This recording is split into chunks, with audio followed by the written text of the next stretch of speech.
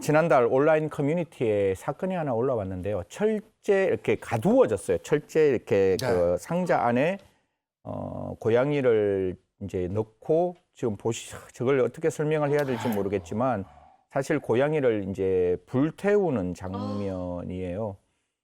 저 안에서 고양이는 굉장히 처절하게 고통을 울부짖으면서 이제 있는 건데 과연 저런 모습들이 이제 올라오는 영상을 보면서 과연 도대체 무엇을 우리는 생각해야 되고 어떻게 이러한 동물 학대의 잔혹성을 예방하고 막아야 하고 이들을 어떻게 처벌할 것인가에 대한 고민을 할 수밖에 없는 시점이다라는 말씀드리겠습니다. 아니 어떻게 저렇게 잔인한 일을 벌였는지 모르겠는데 저게 올라오자마자 많은 분들의 공분을 샀어요. 네. 그리고 청와대 국민청원 게시판에도 이 글이 올라와 있더라고요. 네, 그렇습니다. 그 청와대 국민청원 게시판에는요, 이런 동물학대 사건에 대해서 좀 더 엄중하게 수사해달라, 수사를 촉구한다라는 내용의 글이 올라왔고, 제가 어제자로 확인해보니까 벌써 21만 명이 넘는 사람들이 다 동의를 한다라는 표시를 했더라고요.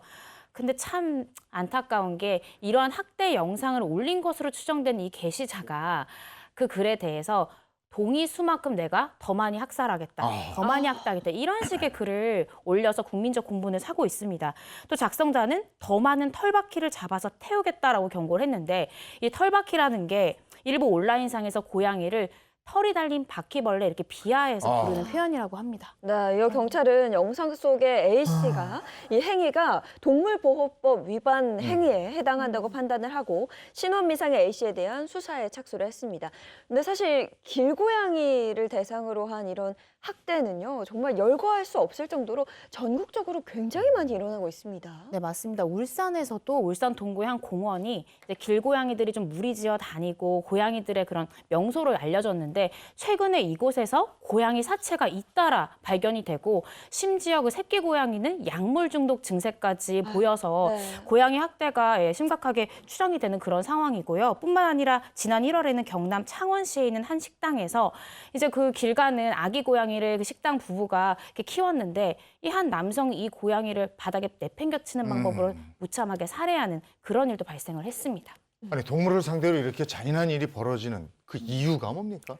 사실 이 이율은 그 개인적인 측면, 그다음에 사회적인 측면을 둘 다 이제 지켜봐야 되는데 방금 이제 우리 앵커께서 첫 번째 들어왔을 때 딱 첫 말씀이 무엇이었는가 하면 이게 잔혹한 범죄로 발전할 수 있는 네. 전조 현상이다 그렇죠. 이렇게 가능성. 이야기를 했기 때문에 분명히 개인적인 측면에서는 사이코패스나 소시오패스 혹은 사이키아트리한 문제가 분명히 있을 것이다. 이게 개인적인 측면에서 들여다봐야 되고 그래서 동물학대는 나중에 저희가 이야기하겠지만 그냥 처벌이 능사가 아니라 그 사람에 대한 분명히 마음의 상처를 분명히 치유할 수 있는 치료적 사법도 개입돼야 되고 두 번째는 이제 코로나19가 이게 뭐 전반적인 건 아닌데 또 일부 사람들에게는 그 분노를 굉장히 축적시켜 놓는 왜냐하면 바깥에 가서 뭔가 스트레스를 좀 풀어야 되는데 그런 게 굉장히 닫혀 있다 보니까 내 주위에서 흔히 바라볼 수 있는 길고양이에 대해서 자기의 분노를 좀 표출하는 거 아니냐. 그리고 네. 표출을 한다 할지라도 제가 좀 심각하게 보는 것은 그 표출 방법이 너무 잔혹하다라는 거예요.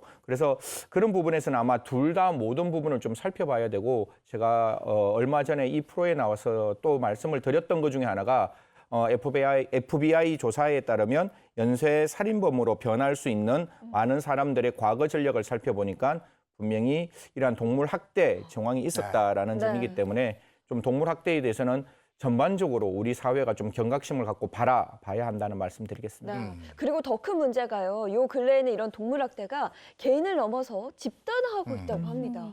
맞습니다. 그 지난해였죠. 그 동물판 N번방이라 불리는 고어 전문방이 굉장히 큰 논란이 됐는데 고어 전문방이라는 게 뭐냐면 야생동물을 포획하거나 이들을 학대하는 이런 방법들을 공유하는 오픈 채팅방입니다. 그래서 이들은 야생동물을 학대하는 영상과 사진을 이 해당 채팅방에서 서로 공유를 했는데요.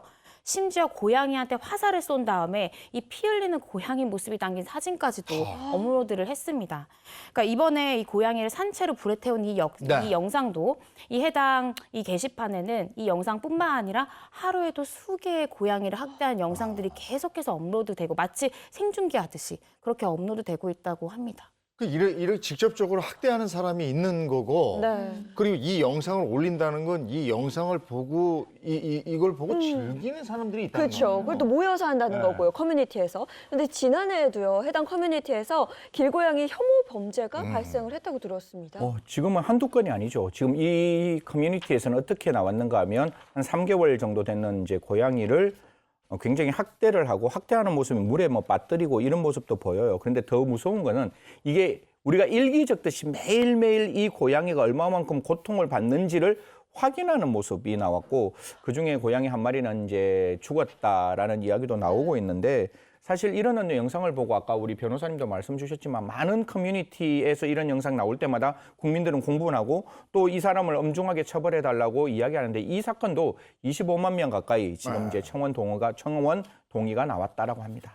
아니 근데 이게 한두 번도 아니고 이 온라인 커뮤니티에 모여서들 이걸 같이 즐겨 본다는 네. 건데 이런 혐오 범죄의 온상이 될 수도 있는 이런 커뮤니티 온라인 커뮤니티가 엄연히 존재하고 있는 거예요. 그렇죠. 그래서 제가 뭐 옛날부터 이야기를 했던 것 중에 하나가 지금 우리가 있는 이 공중파 그다음에 종편 방송은 전부 다 저희가 심의를 하잖아요. 네. 도로기 전에 2번, 3번 이 원고를 확인하고 그다음에 어떻게 우리가 말을 좀 순화해야 될 것인지 범죄 수법을 어느 정도까지 말할 수 있을지 굉장히 이렇게 이야기를 하고 들어오는데 이 유튜버라는 곳이 그냥 쉽게 미성년자 어떤 사람에도 제한 없이 네. 다 볼 수 있는 사이트에 굉장히 위험한 동영상, 잔혹한 동영상이 올라오는데 아무도 막을 수가 없는 상황이 되어 있는 거예요. 그래서 네.